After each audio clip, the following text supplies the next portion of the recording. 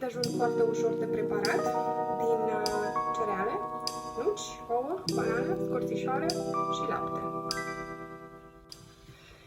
Am folosit 200 de ml de lapte, 20 de grame de nuci braziliene, 2 ouă, o să pun puțină scorțișoară, 2 banane bine copte și 200 de grame de fulgi de ovăz, fulgi integral de ovăz.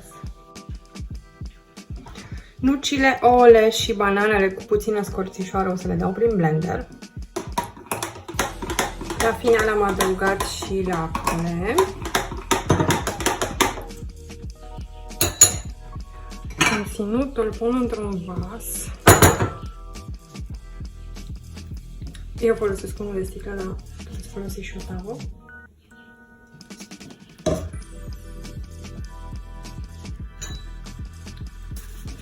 Și la final adaug și cerealele. Amestec bine să se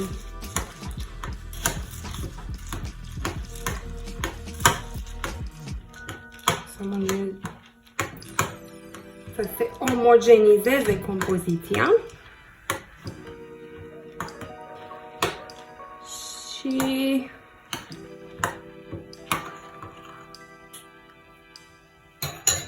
l-am lăsat la cuptor, îl las la cuptor 30 de minute. După 30-35 de minute am scos-o de la cuptor, încă fierbinte. Se lasă 3 ore, după care o să o feliez și o să consum fie ca desert, fie la micul dejun. Produsul final. Poate fi folosit ca mic dejun, cu stare, cină, poți să mai adaugi câteva fructe preferate, puțin iaurt,